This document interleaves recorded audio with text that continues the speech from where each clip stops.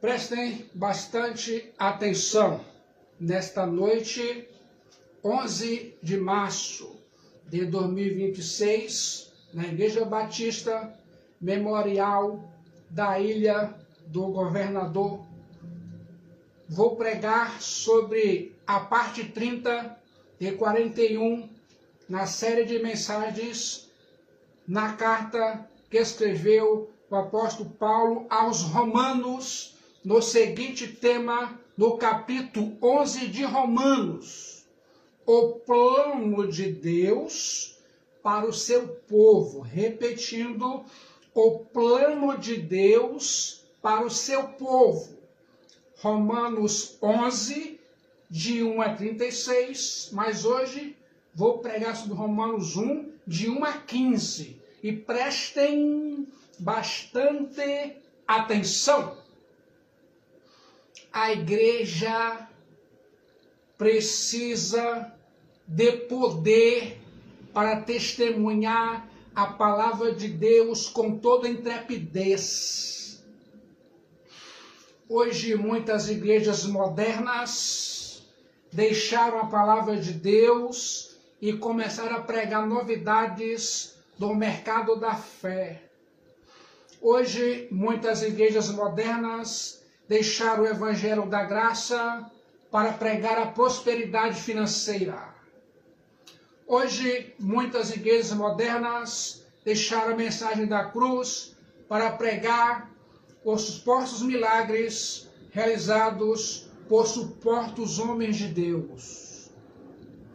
Hoje, muitas igrejas modernas deixaram de pregar o arrependimento para pregar autoajuda. Hoje, muitas igrejas modernas deixaram de pregar um novo nascimento pela fé em Cristo para pregar sobre a prosperidade financeira. Hoje, muitas igrejas modernas deixaram de pregar o evangelho para pregar outro evangelho. A igreja primitiva anunciava com intrepidez a palavra de Deus, não como engodo de marketing.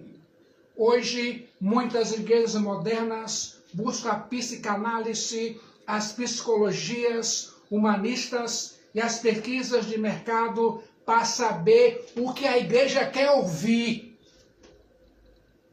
Precisamos pregar a palavra de Deus com ousadia, expondo a palavra de Deus em pregações. As igrejas modernas precisam voltar à palavra de Deus. Carecemos de uma reforma na igreja. Romanos é o clímax da exposição doutrinária do maior tratado teológico do Novo Testamento. O apóstolo Paulo alcança o pico dessa montanha e, quase sem fôlego, desabota a sua alma no jorro caudaloso de exaltação a Deus. A teologia desemboca na doxologia. A doutrina transforma-se em poesia musical. O apóstolo Paulo olhou para o passado em Romanos capítulo 9 e falou acerca da eleição da graça. O apóstolo Paulo olha para o presente em Romanos 10 e vê a rejeição de Israel. Quer ouvir mais? Você vai gostar do resultado. A decadência de Israel é de sua inteira responsabilidade, ainda mais dos crentes modernos. Agora, no capítulo 11 de Romanos, o apóstolo Paulo se coloca na ponta dos pés, esticando o pescoço para vislumbrar o futuro glorioso de Israel. O capítulo 11 de Romanos revela que a rejeição de Israel não é nem completa, nem final, mas florescerá em restauração nacional de tal ordem que defluirá em bênção universal. O povo judeu, no grego iodaios, é um dos maiores milagres da história. O povo judeu tem sido preservado por séculos em meio aos perigos devastadores. Apesar de séculos de perseguição e de muitos planos urdidos com requintes de crueldade para eliminar os judeus da face da terra, mesmo estando banido de sua própria pátria pelo espaço de 19 séculos, os judeus mantiveram sua identidade milagrosamente. E em 14 de maio de 1948, retornaram à sua terra como nação livre, tornando-se desde então uma nação rica e forte. Recordemos, por exemplo, como tramaram contra os judeus durante a Segunda Guerra Mundial para aniquilá-los. De 17 milhões de judeus que viviam em 1933, somente 11 milhões sobreviveram. 6 milhões de judeus foram trucidados nas câmaras de gás, os campos de concentração nazista. Quer saber agora, irmãos e irmãs, qual é o futuro do povo judeu? Voltará esse povo como nação para o Messias, Jesus Cristo? Haverá despertamento espiritual entre os judeus? Buscarão os judeus como raça sua salvação na cruz do Calvário algum dia? A resposta a essa pergunta é o ponto nefrálgico da exposição de Romanos capítulo 11. O apóstolo Paulo não se refere ao Israel étnico, mas aponta para a salvação da igreja formada por judeus e gentios, o chamado Israel de Deus. Abram suas Bíblias e ouça o decreto apostólico em Gálatas 6,16. Gálatas 6,16. E a todos quanto andarem de conformidade com essa regra que é cânon, paz e misericórdia serão sobre eles e sobre o Israel de Deus. Em Gálatas 6,16, o apóstolo Paulo pronuncia uma bênção de paz e misericórdia sobre aqueles que vivem como novas criaturas em Cristo Jesus, baseados na graça e não na circuncisão da lei mosaica.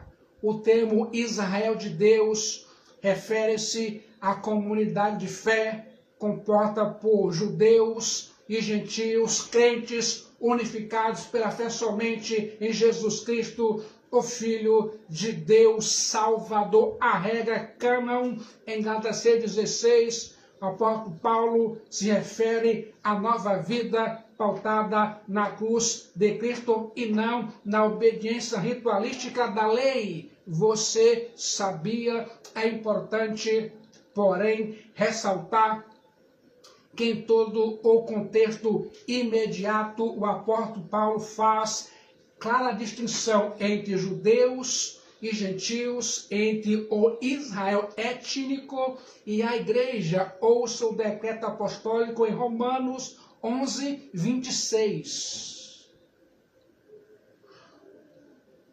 E assim todo o Israel será salvo. Como está escrito, virá de Sião o libertador, e ele apartará de Jacó as impiedades. Romanos 11:26. Prestem bastante atenção. Negar essa realidade, que é o clímax da argumentação do apóstolo Paulo, é torcer o real significado. Farei uma exposição teológica agora. Peço atenção às lições destacadas pelo apóstolo Paulo sobre o plano de Deus para o seu povo. Deus não rejeitou o seu povo. O apóstolo Paulo terminou o capítulo 10 falando sobre a rebeldia de Israel e a generosa espera de Deus. Romanos 10, 21. Quanto a Israel, porém, diz: todo dia, estendi as mãos a um povo rebelde e contradizente. Uma pergunta, então, é suscitada. Romanos 11, versículo 1. Pergunto, pois, terá Deus, porventura, rejeitado o seu povo? A resposta do apóstolo Paulo é imediata e peremptória. Romanos 11, 1. De modo nenhum. No entanto, quer saber sobre que povo o apóstolo Paulo fala? Os gentios e judeus? Não. O apóstolo Paulo fala apenas sobre os judeus, que eram o próprio tesouro peculiar de Deus. Você está recebendo instruções espirituais para a sua vida e família. Ouça o decreto da palavra inspirada, revelada e profética da parte de Deus. Êxodo 4:22. Então dirás a Faraó: assim diz o Senhor, Israel é meu filho, meu primogênito. Agora, Êxodo 19:6. E vós me sereis reino de sacerdotes e nação santa. Estas são as palavras que falarás aos filhos de Israel. Agora, Deuteronômio, capítulo 14, versículo 2. Pois sois povo santo ao Senhor, vosso Deus, e o Senhor os escolheu de todos os povos que há sobre a face da terra para ser seu povo santo. Agora, Deuteronômio 26, 18. E o Senhor hoje te fez dizer que lhe serás por povo seu próprio, como te disse, e que guardarás todos os seus mandamentos. Preste bastante atenção. Eu convido você a viver a palavra de Deus. Ame-a, leia-a, medite nela e alimente-se dela. O mundo quer moldar você para afastá-lo de Deus. Uma palavra de Deus revelada e profética disponível. Você está pronto ou pronta para realizar mudanças espirituais significativas em sua vida. Sua vida, palavra de Deus. Para fundamentar sua apologia sobre o plano de Deus para o seu povo, o apóstolo Paulo utiliza os seguintes argumentos teológicos. Prestem bastante atenção. O seu próprio exemplo. Romanos 11, 1. Porque eu também sou israelita, da descendência de Abraão, da tribo de Benjamim, que é Benjamim. O apóstolo Paulo usa um argumento pessoal para provar sua apologia, sua defesa teológica. A salvação do apóstolo Paulo, um judeu, descendente de Abraão e membro de uma de suas tribos mais ilustres, Benjamim, era a prova cabal e irrefutável de que Deus não rejeitou o seu povo. O próprio apóstolo Paulo era um contra-argumento vivo, visto ser apóstolos pertencentes à nação de Israel, sua aceitação por Deus nos prova que Deus não abandonou completamente o seu povo. A rejeição de Israel era apenas parcial, uma vez que existia um remanescente fiel a um Israel espiritual dentro do Israel étnico, um grupo de Israel que crê e um grupo de Israel que não crê. De dentro do círculo maior, composto de todos os judeus, havia um grupo menor, composto pelo remanescente da graça, ou seja, pelos judeus convertidos a Jesus Cristo, o Filho de Deus, Salvador, o Messias. Segunda apologia, primeira foi o exemplo. Segunda apologia, o exemplo de Elias, o profeta Elias. Romanos, capítulo 11, versículo 2.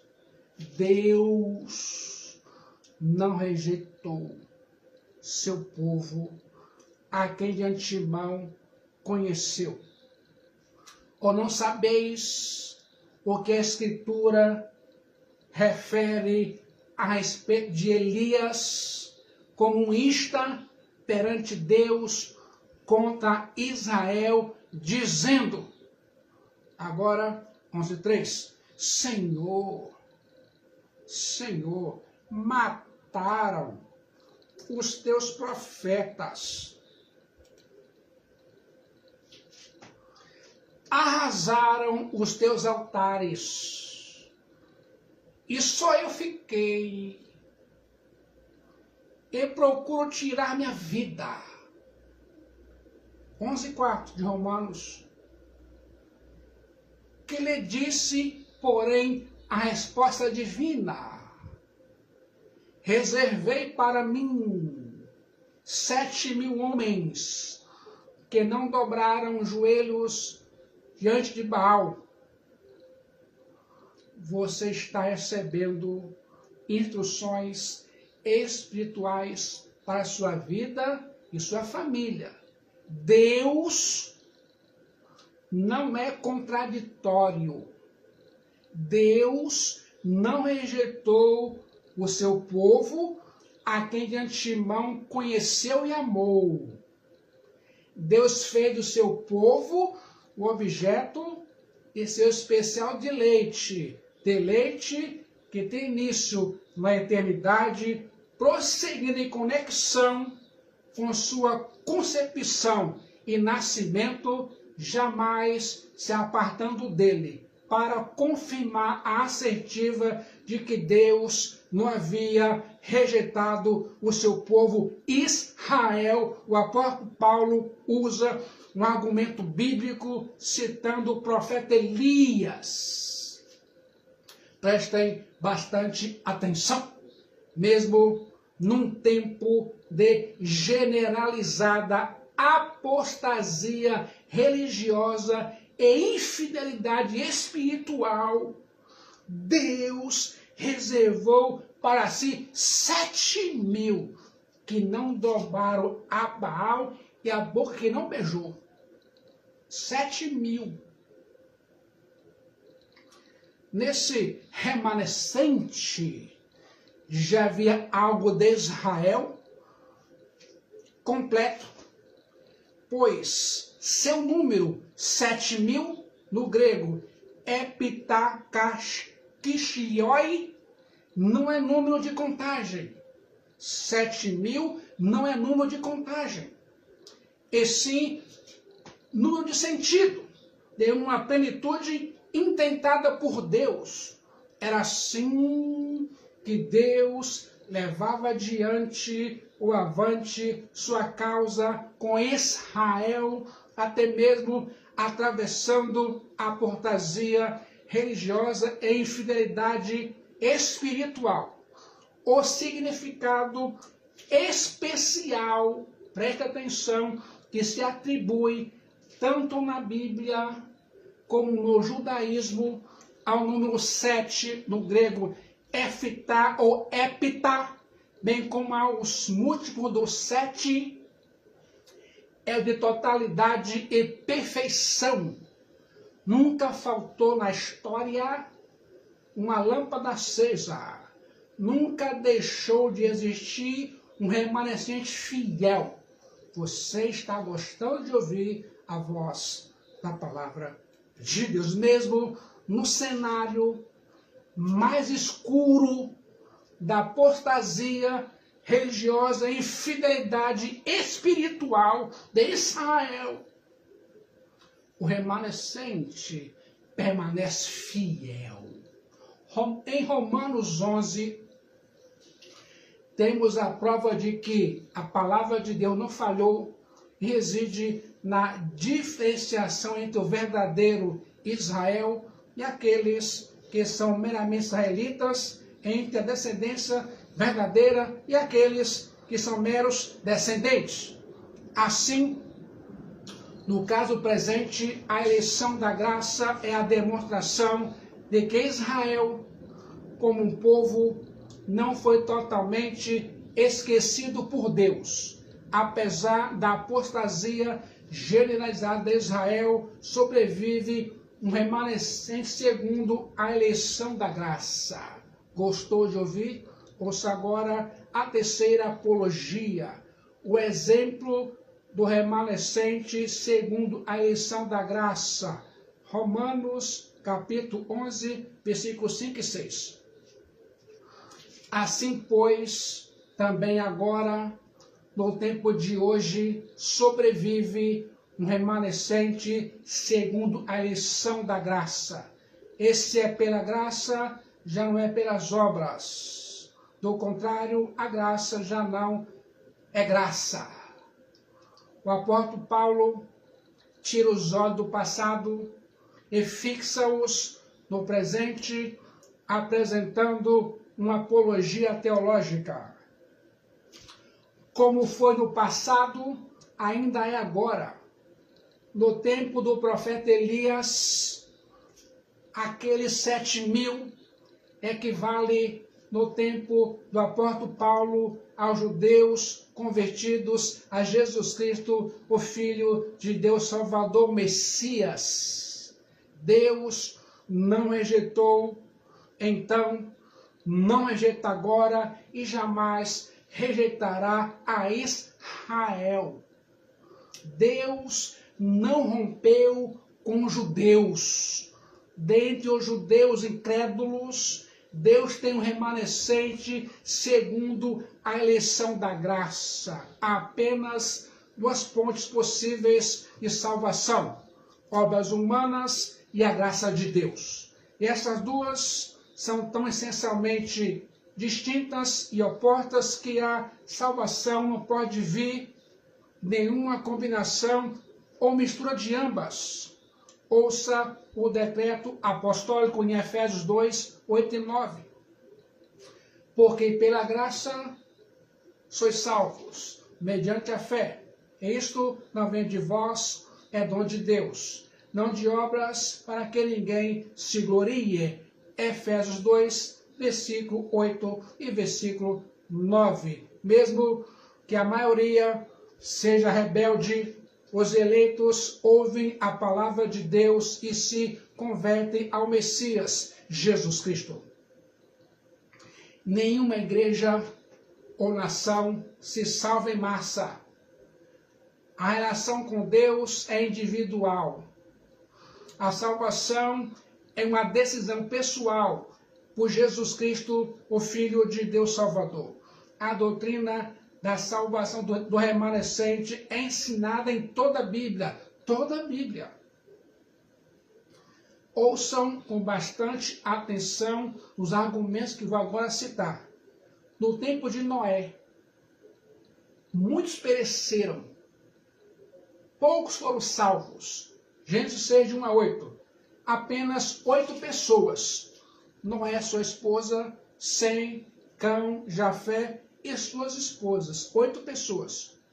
O mesmo sucedeu nos dias de Ló. Gênesis 19, 20. 3 pessoas foram salvas. Ló e suas 2 filhas. O profeta Elias estava familiarizado com a ideia do remanescente salvo. Não nos surpreende que no tempo atual, ou seja, na própria época do apóstolo Paulo, houvesse um remanescente salvo e que o apóstolo Paulo pertencesse a ele. Você sabia? Está entendendo? Na parábola do semeador, é somente o último tipo de solo que produz uma colheita farta. Ouça o decreto de Jesus Cristo. Mateus 22, 14. Porque muitos são chamados, mas poucos, esses chamados aí é chamada salvação, mas rejeitaram, conforme Israel.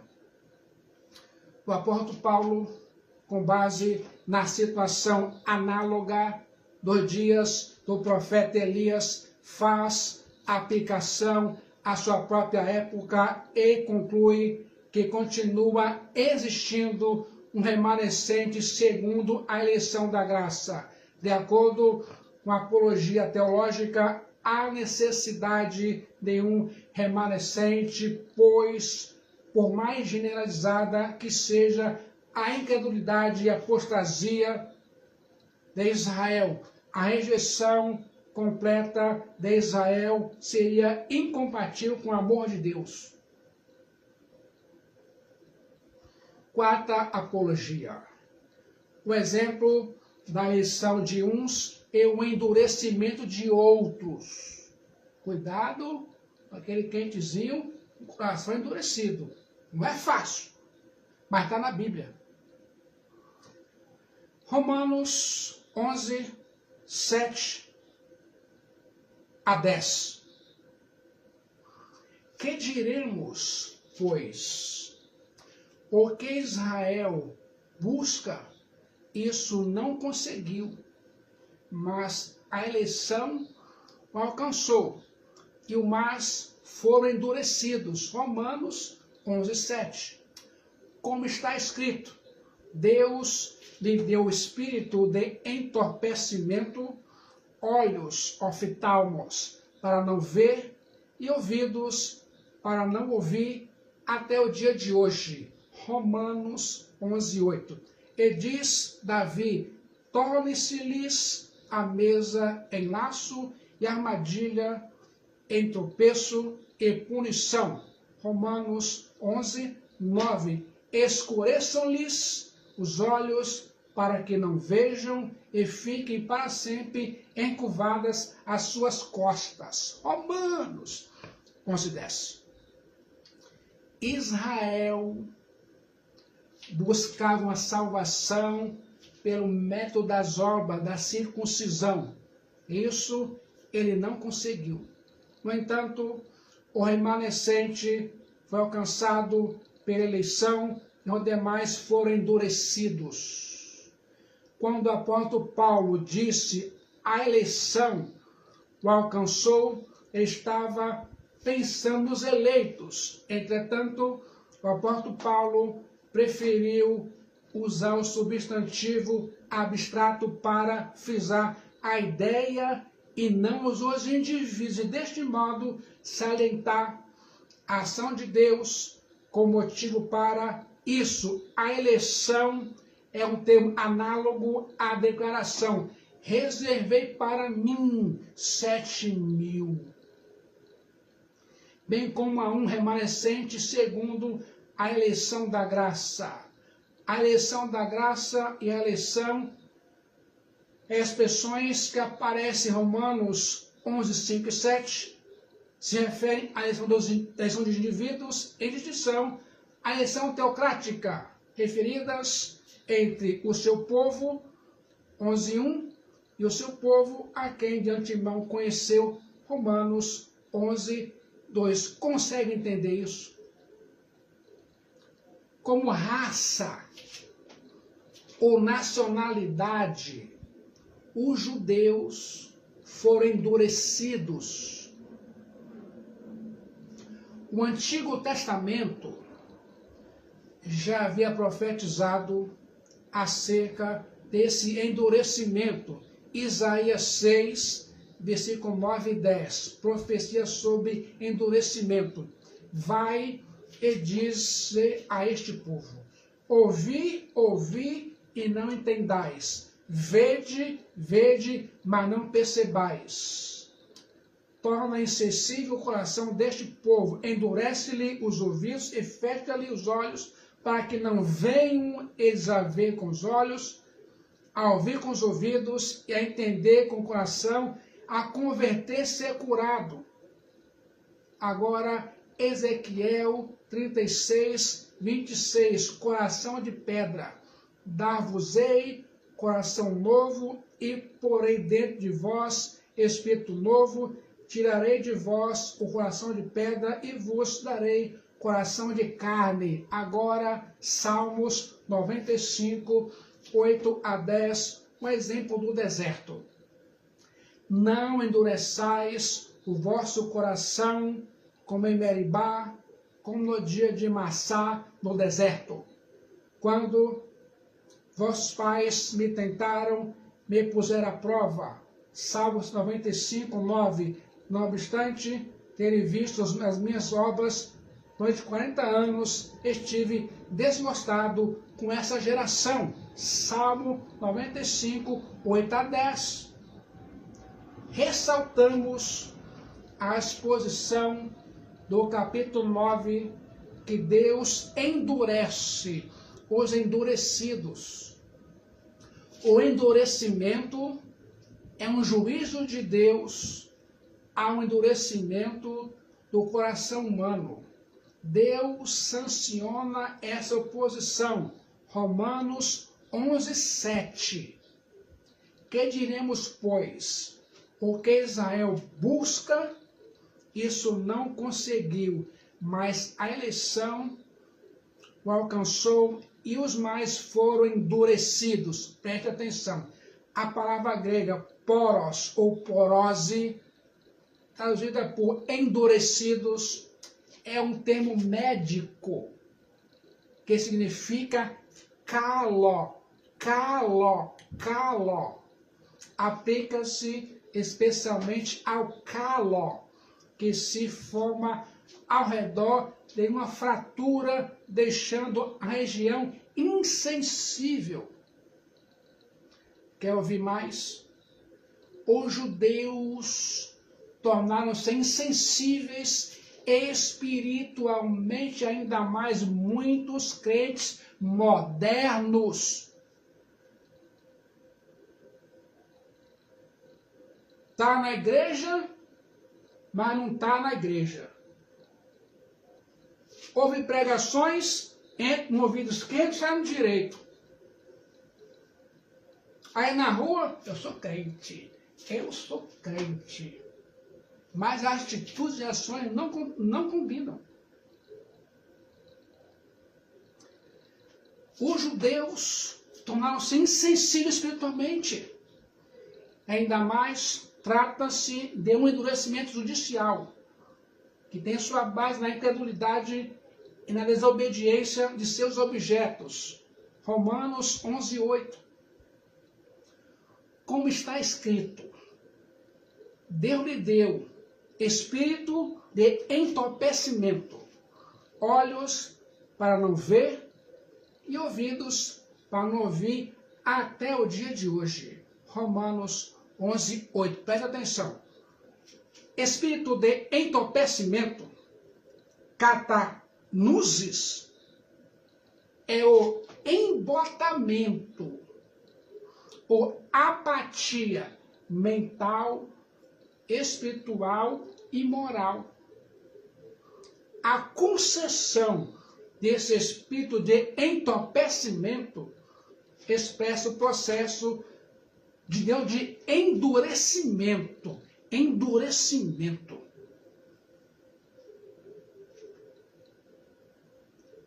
recipiente granitizado. São pedras, duros. O torpor espiritual lembra um profundo sono durante o qual uma pessoa permanece insensível às impressões que lhe vêm ao lado de fora. Daí ela não vê e nem ouve. Ouça o decreto da palavra de Deus. Isaías, capítulo 29, versículo 10. Porque o Senhor derramou sobre vós um espírito profundo, de profundo sono, e fechou vossos olhos, os profetas, e vendou vossas cabeças, os videntes. Repetir, Isaías 29, 10. Porque o Senhor derramou sobre vós um espírito de profundo sono, e fechou vossos olhos, os profetas, e vendou vossas cabeças, os videntes. É Deus que faz isso. Quero alertar para o fato de que endurecimento não é rejeição, mas uma situação que permanece em aberto. Romanos 9, 26. E no lugar em que se lhe disse, vós não sois meu povo, ali mesmo eram chamados filhos de Deus. Ouça agora Romanos 11, 9 e 10, mais uma vez. E diz Davi, torne-se-lhes a mesa em laço e armadilha em tropeço e punição. Escureçam-se-lhes os olhos para que não vejam e fiquem para sempre encurvadas as suas costas. Romanos 11, 9 e 10. Prestem atenção. A expressão torne-se-lhes a mesa em laço significa que as bênçãos se transformarão em fardos e em julgamentos. Isso é tornar em laço. Foi o que aconteceu a Israel. Suas bênçãos espirituais deveriam ter os conduzido ao Messias, Jesus Cristo. Em vez disso, porém, se tornaram em armadilha e os impediram de chegar e ir ao Messias, Jesus Cristo. As próprias práticas e observâncias religiosas tornaram-se substitutos para a experiência da salvação da vida eterna. Olha, há muitos crentes modernos assim. Estão em laço. Perdem as bênçãos espirituais e vão atrás das materiais sem fruto nenhum. Sem fruto nenhum. É loucura. Eu louco, sua louca. Ouça o decreto da palavra revelada e profética da parte de Deus. Deus não desistiu do seu povo. A rejeição de Israel não foi completa. A apologia teológica em Romanos 11, 11 a 24, é que a rejeição não é final. Ambas as considerações não é completa, mas parcial, não final, mas temporária, sustentam a proposição de que Deus não rejeitou seu povo. É o povo que virou as costas para Deus. Paulo, o apóstolo, divide Israel em duas partes. Um pequeno remanescente de judeus que tem crido em Jesus, o Messias. E uma maioria de judeus endurecidos que tem rechachado a Jesus Cristo, o Messias. É precisamente esse segmento maior o que se menciona em Romanos 11, de 11 a 24. Sabia disso? Ouça mais uma vez uma apologia. A transgressão de Israel trouxe salvação para os gentios. Romanos 11:11. Pergunto, pois, porventura tropeçaram para que caíssem? De modo nenhum, mas pela sua transgressão e a salvação aos gentios para pô-los em ciúmes. Preste atenção, ciúmes. Agora Romanos 11:12.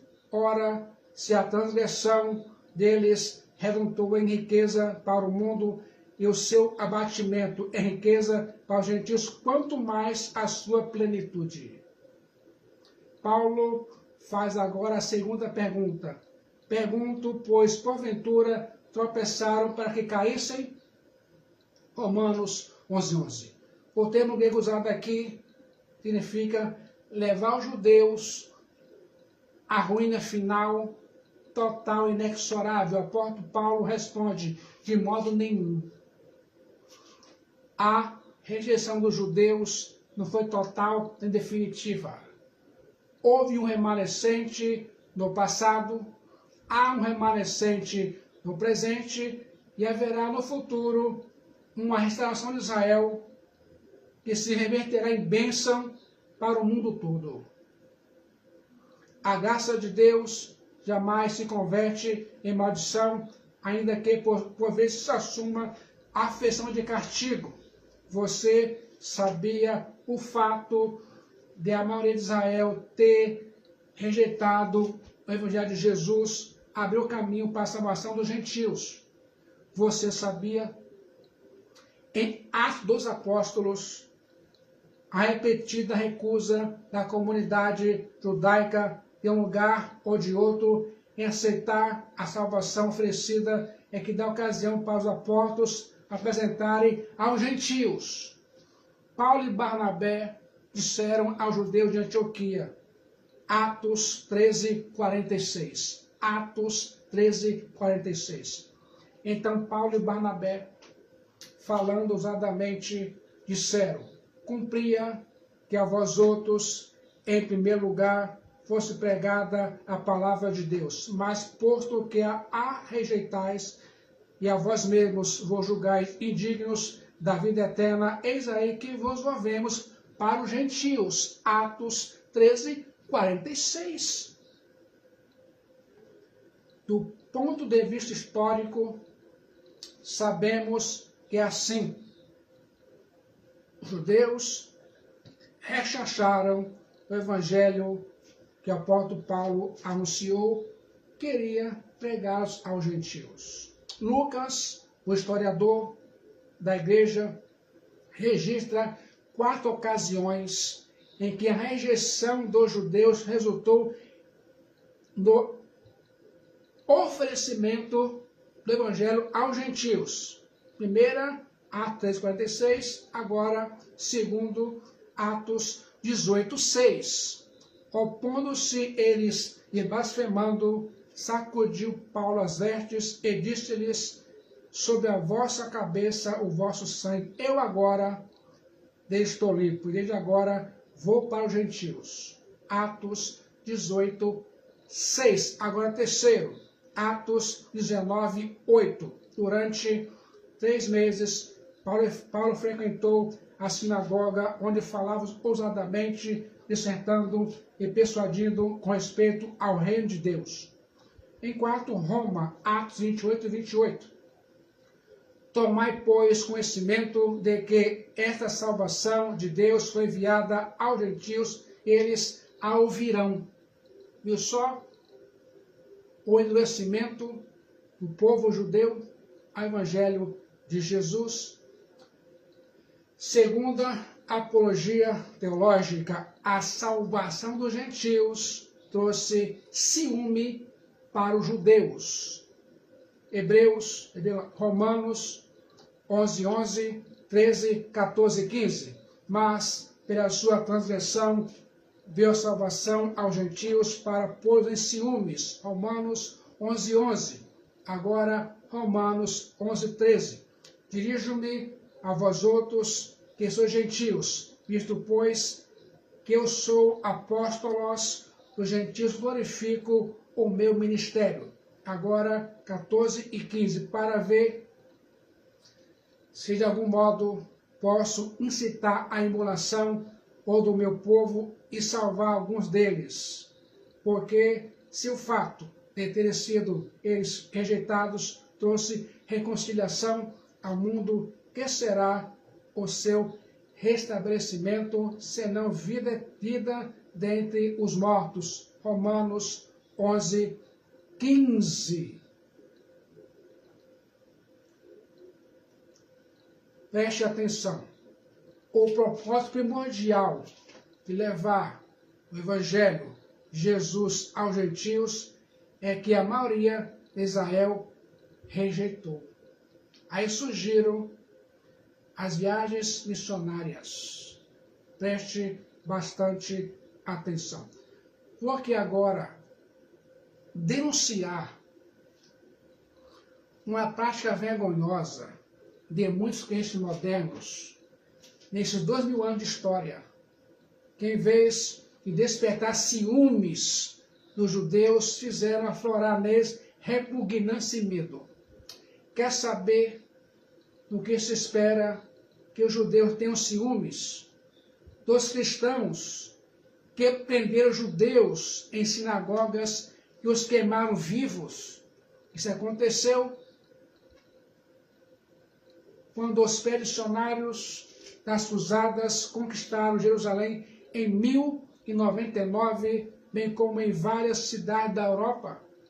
Quer saber do que se espera dos judeus que tenham ciúmes? Dos cristãos que forçaram judeus a ouvir sermões para convertê-los com sua própria vontade, expulsaram dos países? Isso aconteceu na Idade Média, na Inquisição.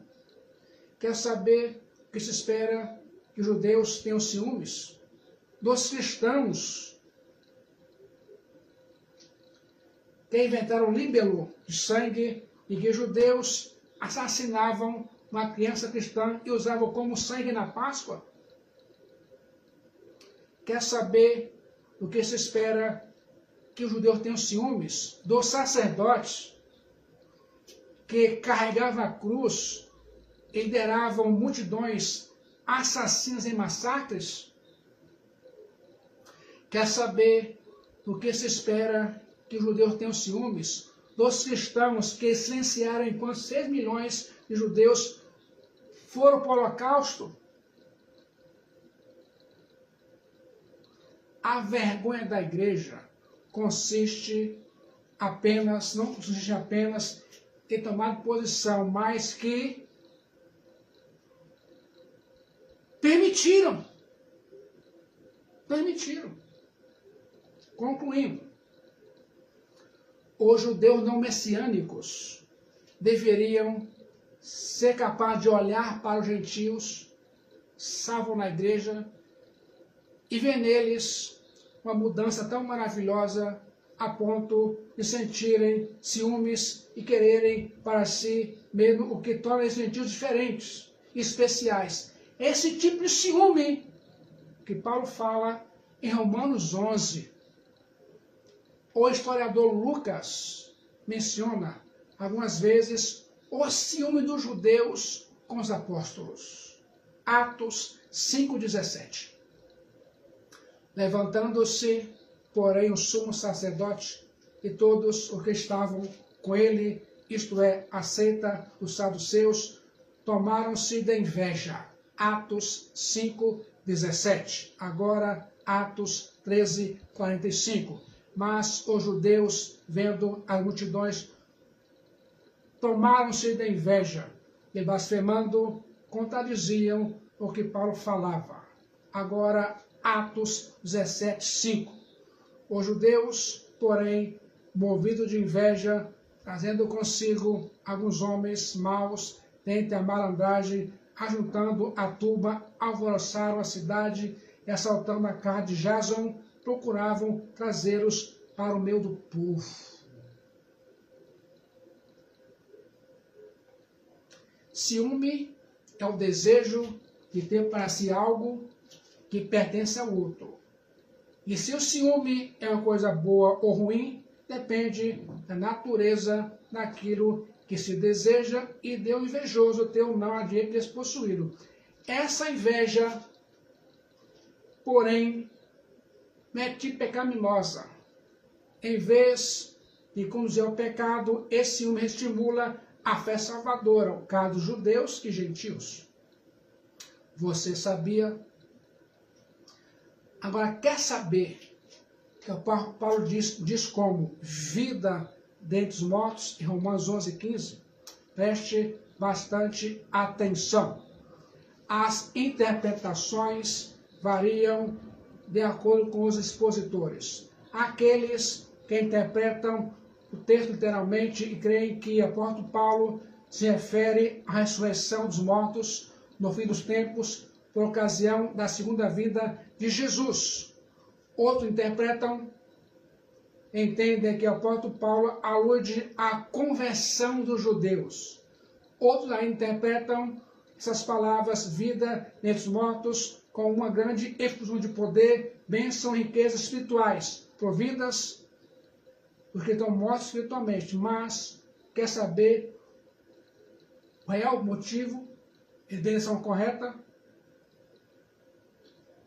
Paulo declara que nada seria melhor, nem maior bem espiritual para o mundo do que se a maioria de Israel recebesse toda a plenitude dos privilégios da salvação, da vida eterna, pedidos ao rechazar o Evangelho de Jesus Cristo. A expressão vida dentre os mortos não se refere a uma ressurreição literal. É uma figura para descrever a feliz surpresa que nós teremos quando os judeus rebeldes se voltarem para o Evangelho de Jesus, o Messias. Você sabia? Que Jesus nos ajude, nos abençoe a entendermos completamente Romanos capítulo 11 sobre as dádivas da salvação, a vida eterna em Cristo Jesus, o Filho de Deus Salvador.